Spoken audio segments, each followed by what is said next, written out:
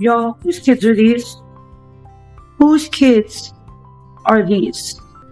Erika Kirk provided this as proof of where she was September. You remember I told you that Daddy was working with his friends from heaven to send you presents every day so you always know you're loved? See? This is Sesame Street. It is. Sesame Street. I know, it's Sesame Street, but all these are for you, baby. Now that Charlie Kirk's parents claim they finally have proof confirming everything they long suspected about Erika, the fallout has been immediate and explosive. According to insiders, Erika has allegedly banned them from seeing the children and may even be preparing to seek a protective order. For anyone who's followed the Charlie Kirk saga, rumors have circulated for years that he may not have fathered the children he shared with Erika. His parents always believed a DNA test would eventually expose the truth. What they didn't expect was to be completely shut out before they ever had the chance to confront her. Now, they're taking the fight to court, refusing to let Erika control the narrative or walk away with the final word. And that's left everyone asking the same question: was this cutoff always part of Erika's plan? Or is she hiding something far bigger? One of Charlie Kirk's children is not his. For months, people across the internet had been calling on Charlie's parents to demand a DNA test for the kids. At first, many felt that was cruel and unfair request aimed at a grieving widow. But as Erika's behavior grew more questionable, insiders say Charlie's parents were finally forced to confront a truth they had avoided for far too long.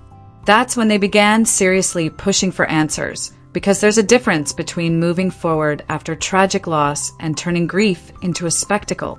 According to those close to the family, Erika launched what looked less like mourning and more like a full-scale grief tour, complete with lights, music, press appearances, and performances that felt closer to celebration than remembrance.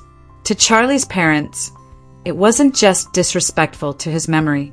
It felt like a personal slap in the face, as if Erika had forgotten that Charlie left behind people who knew and loved him long before she entered his life. But what troubled them most was how Erika handled the children.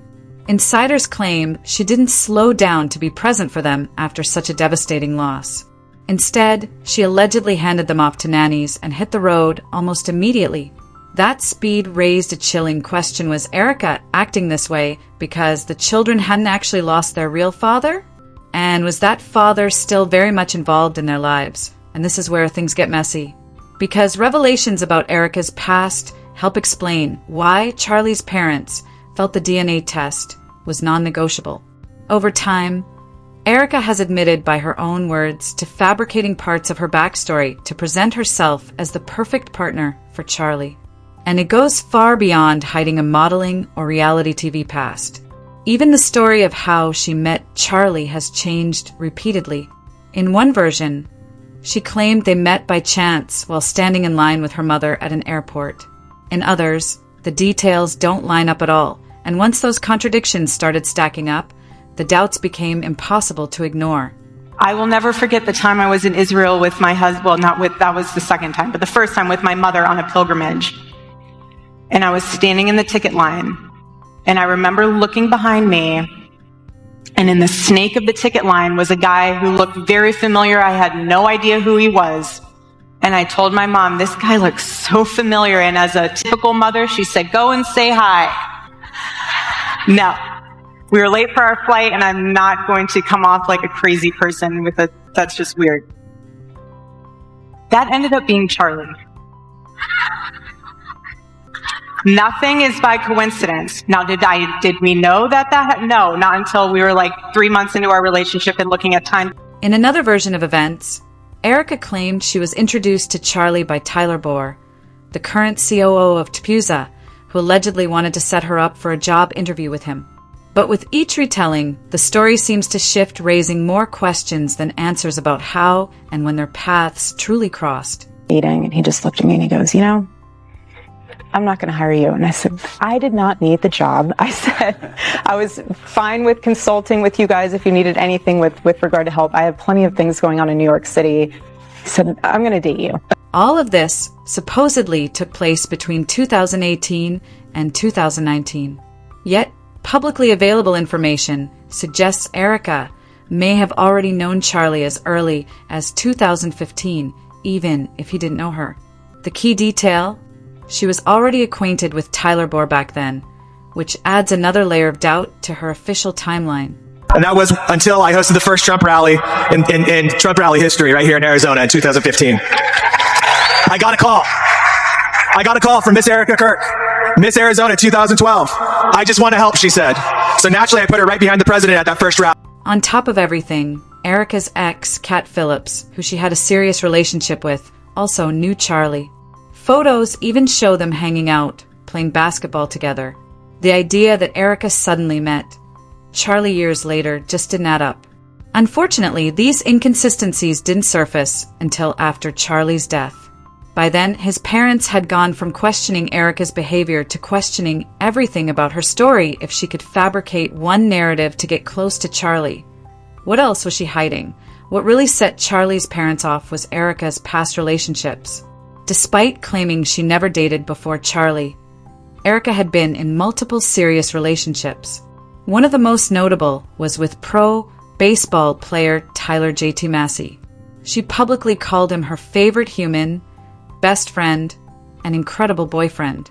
Engagement-style photos circulated, leading many to believe they were on the path to marriage. But then a resurfaced video showed Erika and JT at a Trump rally with a young girl who looked strikingly like JT's twin. Speculation quickly followed. Did Erika already have a family before Charlie? Even if not, it didn't explain her sudden leap from past relationships straight into engagement with Charlie within a year. Kat Phillips, now a notable Tapuza figure, was also in the picture.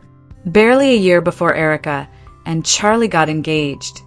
Kat was posting photos of him and Erika together on painting dates, confirming they were still dating. Around the same time Charlie and Erika welcomed their first child, Kat allegedly welcomed one as well. That connection fueled the urgency for a DNA test. Insiders say Erika didn't protest the DNA test. She never directly addressed whether the kids were Charlie's.